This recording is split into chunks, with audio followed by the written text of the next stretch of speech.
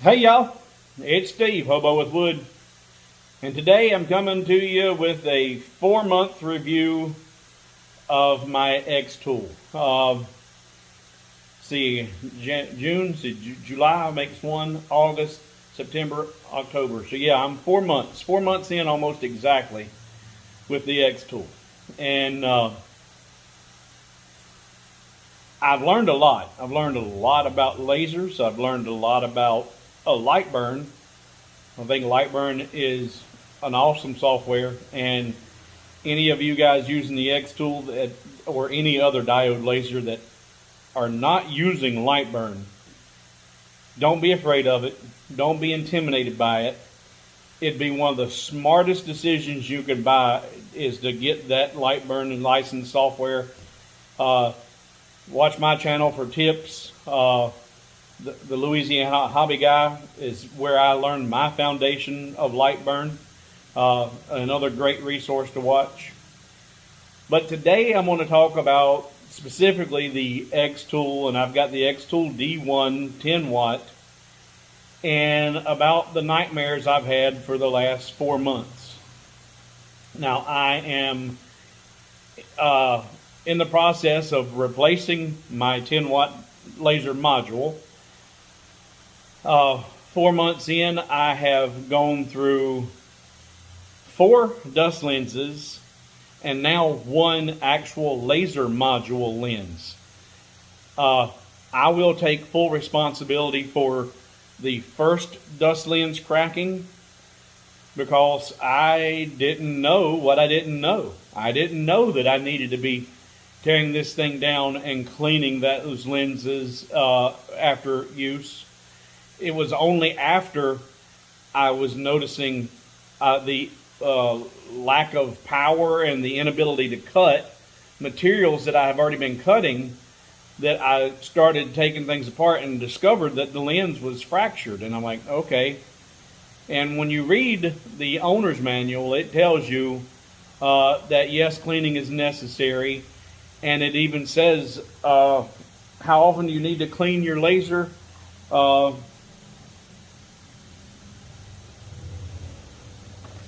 Looking.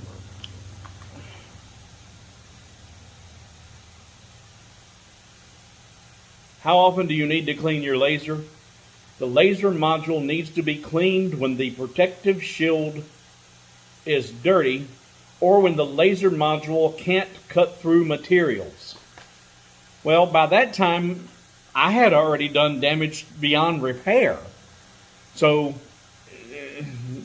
they don't give real good instructions for a novice about the amount of maintenance that's required, how often it should be done, and exactly how to do it. So that's part of the learning curve. But 4 dust lenses, and after my 4th dust lens, a few of the YouTubers watching my channel subscribed or commented and said, you know, we have the early xTool, and the early models apparently did not come with the dust lens on it. And they say they've used theirs without any problems and never cracked a lens. And so I took them at their word. In fact, after my first dust lens cracked and I contacted xTool support, I was told by xTool support that it was okay to use the module without the dust lens, that it was just a dust lens. It was there for protecting the lens only from dust, and if I'm keeping them clean, then it's not necessary. So okay. So I had adopted a daily cleaning ritual, and I've got that documented in one of my videos. You can search that and find that. But I went into detailed cleaning every morning before using the module, and I was still continuing to have cracked lenses. However, when I quit using the dust lens, when I was still doing my daily cleaning ritual, whenever I would pull the module apart and use the cotton swab to clean the laser lens, unlike the dust lens, when I would do my daily cleaning, I would see residue on that cotton swab. I'd see, the soot, the dust. Well, the laser module never had that. I didn't, I continued doing my daily cleaning, but the module was always clean. So I was like, okay, maybe the commenters were correct that the lens was part of the problem. So I felt like, okay, my issue was resolved. Well, for this craft show that I just finished, I did a lot of ceramic tiles, making little pieces of art or I'm just drawing a blank. Just went completely dumb on the brain. But the hot pot holders, trevets. There we go, trevets. Keep in mind, folks, stroke victim, the brain shuts off sometimes. So I'm making trevets, and I did an entire day of ceramic tiles. Well, the next morning I come in and I go to do my daily cleaning, and lo and behold, the laser module lens is completely cracked, shattered, done. So I'm a little bit upset, a little bit perturbed, but then I start thinking, when I was having all my cracked lenses issues, was right after, I've only had this for 4 months, and so they advertised this xTool can do wondrous things with all types of materials and all types of finishes, and the sky's the limit. Well, that's not true. When you start doing anything that's coated, the ceramic tiles, the tapes, the glass with the tapes, and anything that's going to have to be emitting the fumes and the extra smoke other than just wood cutting and wood engraving, that's where I was having my problems.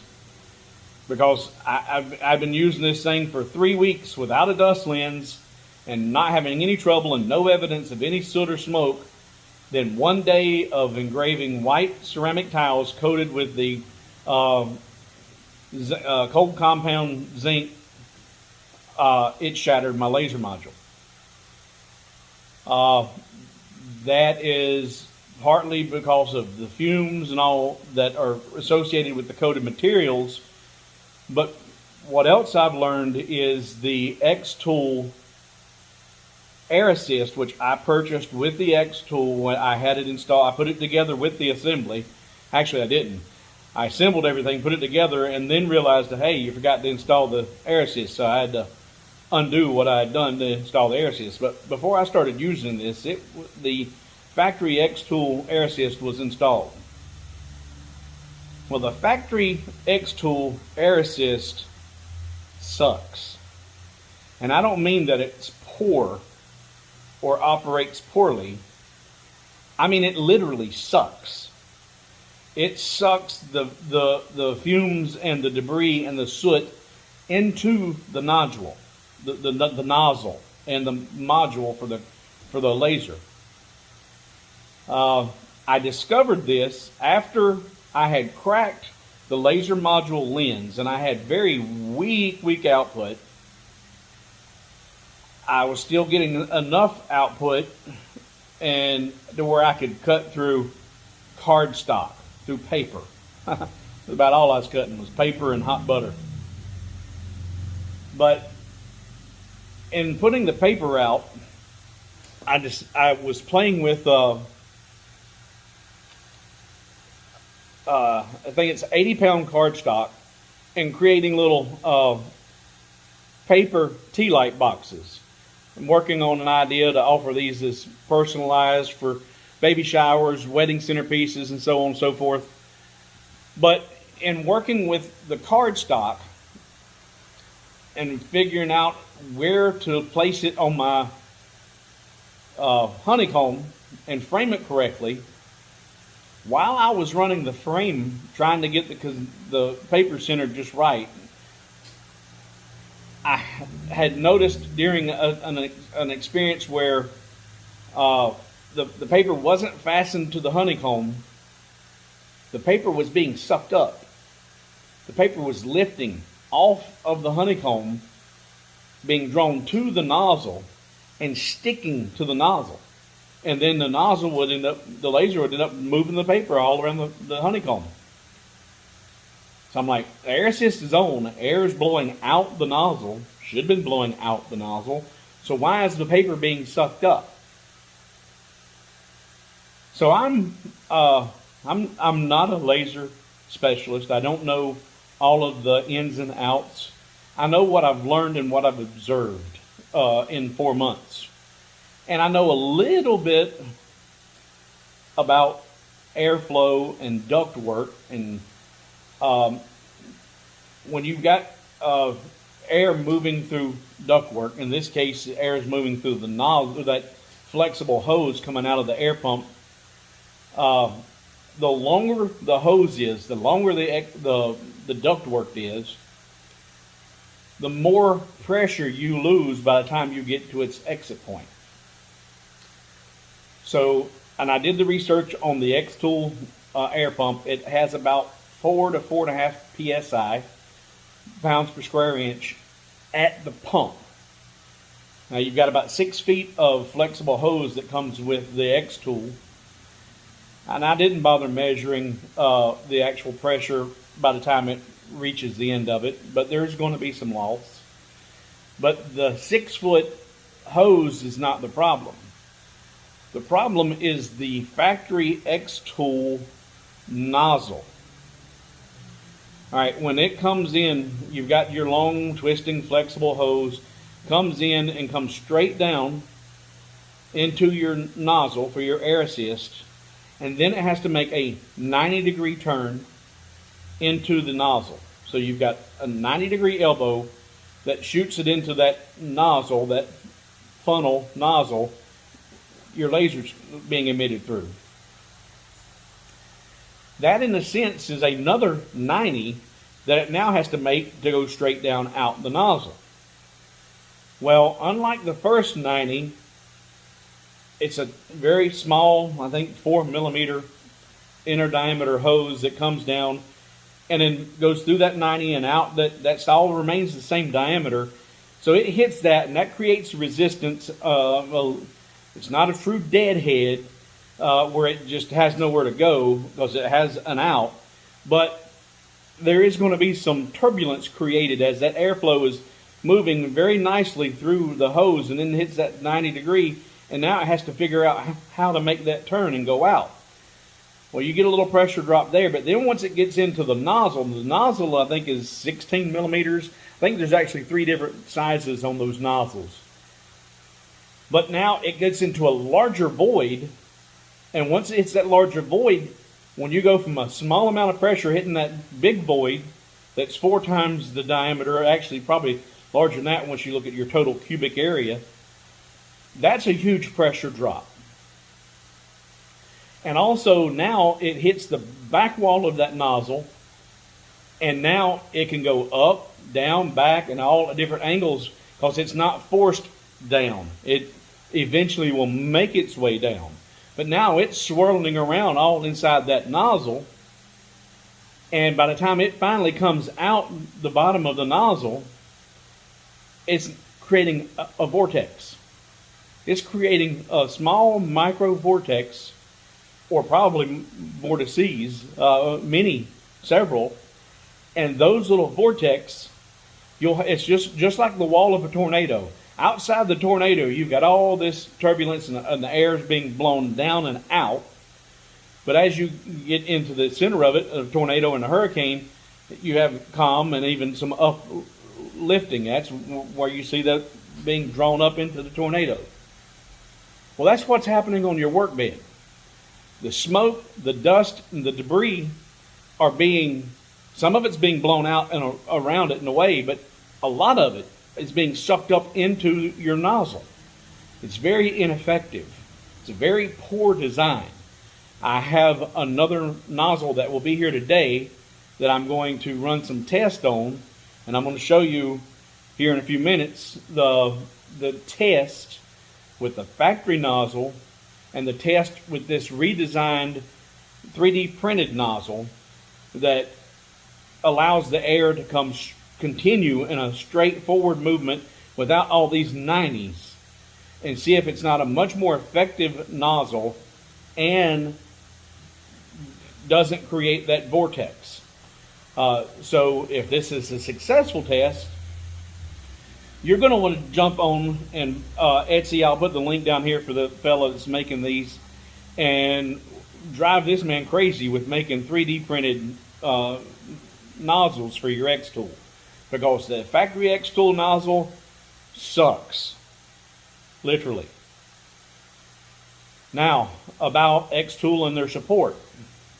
Now, initially, early on, I got some pretty rapid response from them in the first few days after the purchase, because I broke one of the nozzles, cracked one of the lenses pretty quick.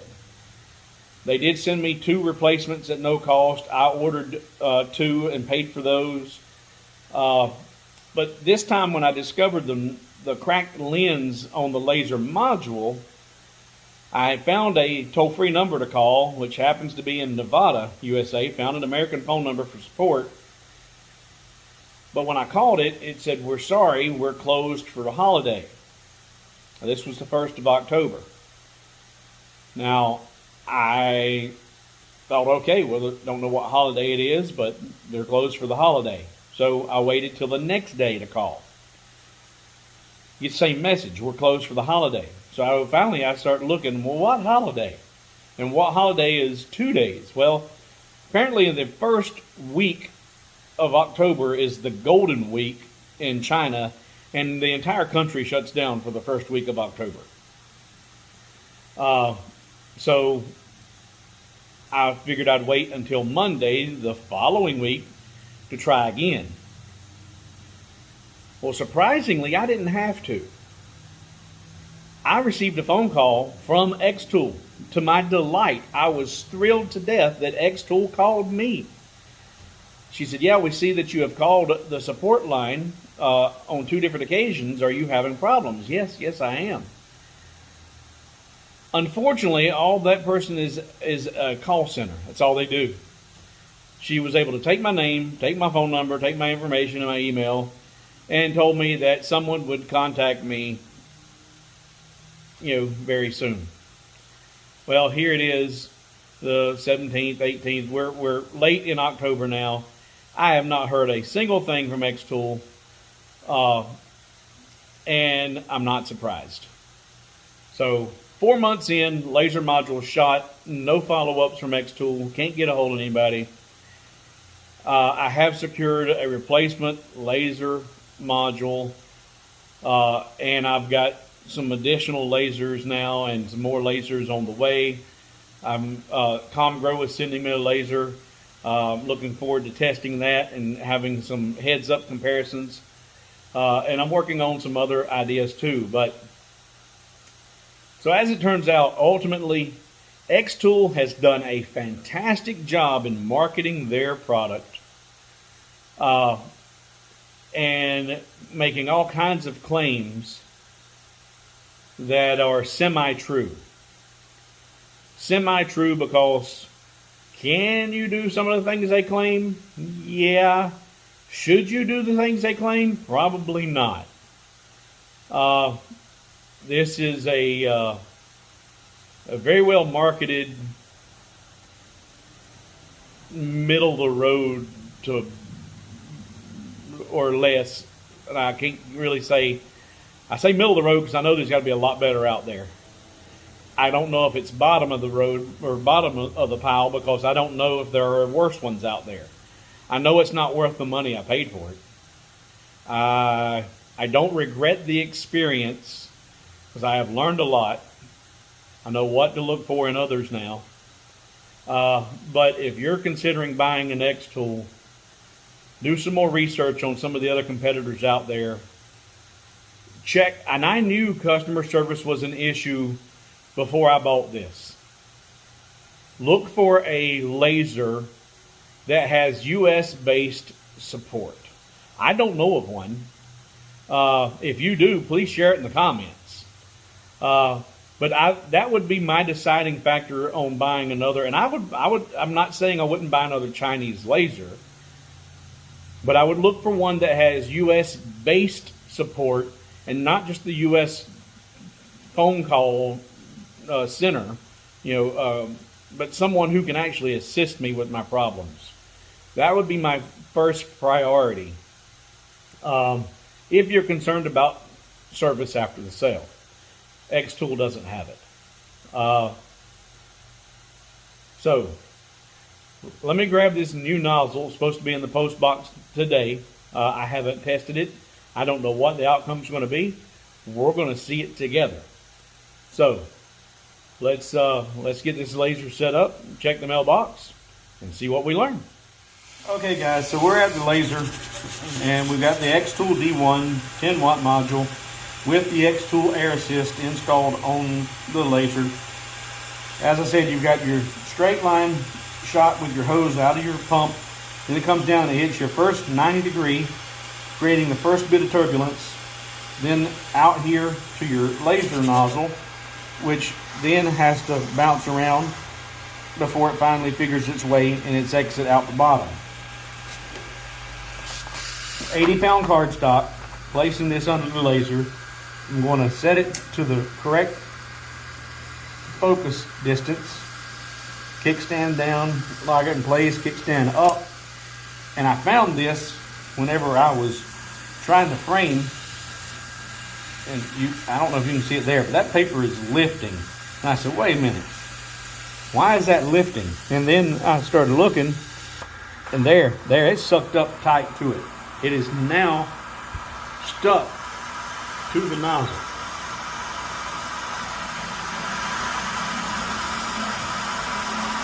There's no gap there. The air assist is on, and it is sucked up tight as it can be to that nozzle.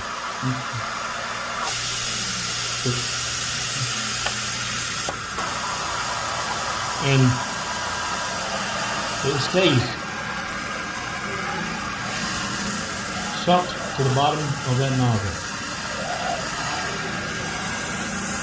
That was a true air assist, blowing the air out. That wouldn't be sucked to the nozzle right now. So,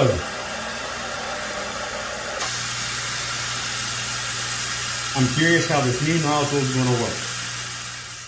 And before anybody asks, well, are you using the tape? Well, yeah.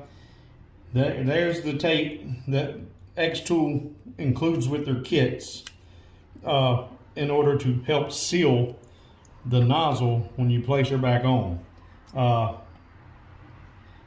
Every time I take this thing apart to clean it, I have to replace that tape, because they include the tape with the air assist because they know they have an issue with air as it's circling around inside the nozzle, going up and out the top of the nozzle instead of down through the nozzle.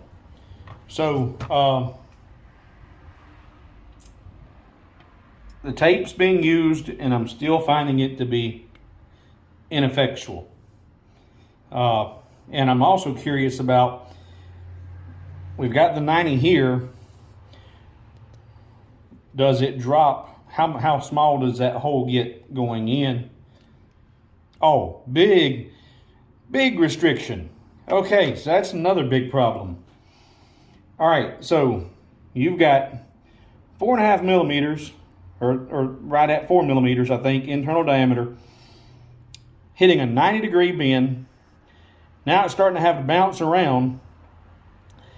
Then it hits this 1 millimeter hole, give or take. I mean, it's a tiny hole compared to yonder. So you've got 90 degrees and then a huge restriction as it goes into the nozzle. And then once it goes into the nozzle, it goes in and hits the interior, so it hits another dead head and starts swirling around in there before it finally finds its way out the bottom. This is a terrible design. Terrible design. So let's keep working, get this new nozzle on, and see what happens.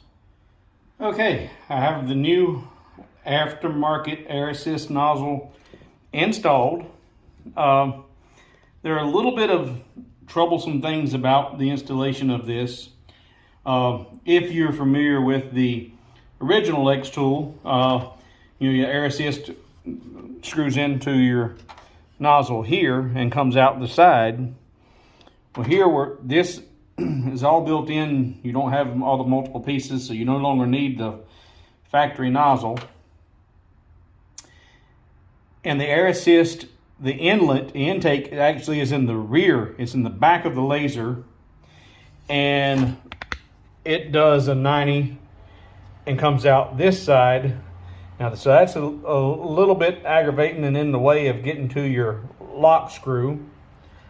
And I was thinking I was getting away from any 90-degree bend at all. But this, I think, is still an improvement. So let's take a test. Let's turn this on and check and see. Let's see if it sucks. We know the xTool sucks. Let's turn on the air.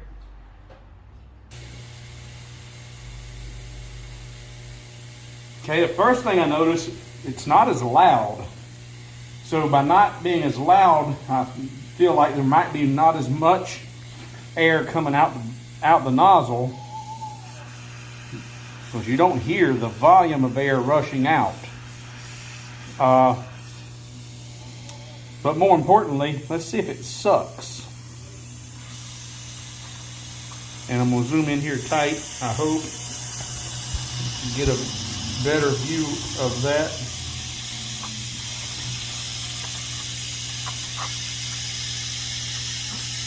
And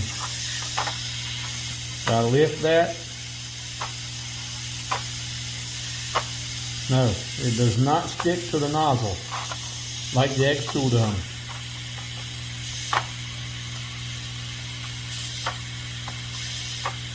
So I don't have scientific enough testing equipment to say there is more or less air coming out of that nozzle, but there's proof that it's more effective air coming out of that nozzle.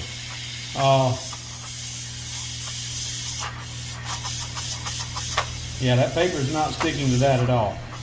I'm going to try and contact the manufacturer and recommend a couple of different modifications. It would be better if that nozzle were to continue kind of in the same manner as the original, but where this nozzle, if I can get this loose, my little girly fingers, excuse the use, but I have the grip of a 2-year-old, and I still can't get it loose. All right, pulling that off. And that's another issue, is when where this, like right now, I'm not even holding that. It's wedged in there with the hose because of where that nozzle comes out at. It's in the way.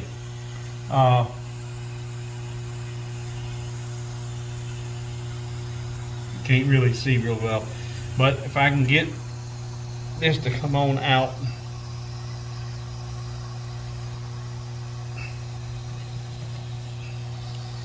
just getting that off is aggravating. There we go. See, if you look, the airline is actually, and you can twist that. I'm trying to hold everything. If you move that around, you can make it a little better. There we go. So that was a little bit of an installation error, but it shouldn't be room for that error. That needs to be on the side over here, like xTool had it. But I'd like to see that bend gone instead of it bending to the left or the right. You're going to have a slight bend, but where that's just a very slight curve. Have that curve up.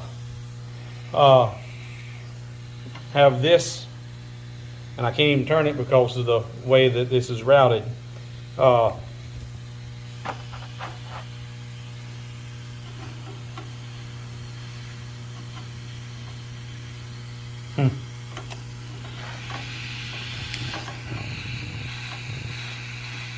And there are no set screws on there, so I can also see after a few times of taking your lens out, to take it apart to clean it, eventually there'll be enough wear on this that it's not going to stay any longer. So it's going to need a set screw. Get this apart here. And I had to really force this hose on there. There we go. But what would be better is, instead of it mounting like so, it needs to mount just like the xTool did, but instead of having this pointing out the back, have that rotated up, similar to the xTool, but with that gradual change like that. That's not a 90, that's a real gradual change in direction. You need to have that same angle here that you have here, but in an upward direction, and that would make a huge improvement. Needs a set screw, need to change that angle up, and then you could use this a lot more user-friendly in replacing and switching out the xTools for this. But this is a big step in the right direction. It's not the answer, not as it is, but we'll see what we can't do about trying to make some improvements here. Okay guys, so I'm back in the RV. I had some success with those tests. I learned a lot that, yes, I believe the majority of the problems I'm having with the cracked lenses is the result of the really poorly designed air assist.